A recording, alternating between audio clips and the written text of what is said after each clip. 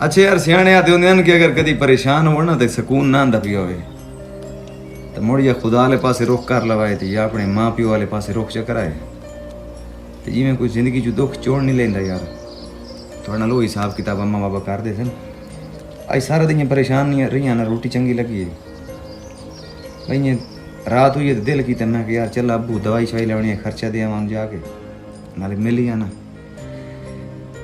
कोल जाके बैरियां जा गल की थी मैं यार अबू ने हाल भी ला वंडिया मैं यार मैं ना अबू यार परेशान रह बिना ये नेट शैट दी पारू ना वो नहीं पता होनी ना यूट्यूब में टिकटॉक की सादा मोबाइल है और को मैंने तो याद नहीं मेरा पुत्र रखे तेन अल्लाह की खैर हो सी परेशानी है कि तू ना लमे पियो यकीन करो इतना हौसला मिले कोई हद नहीं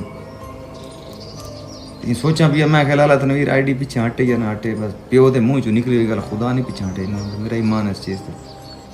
से अल्लाह की खैर हो सी जेडे शरीक ये सोचते हैं पे कि लाला मर वैसी लाला हूँ आइडिया का मोहताज नहीं है आइडिया हूँ लाले तनवीर दियाँ मोहताज रह सकते इंशाअल्लाह ताला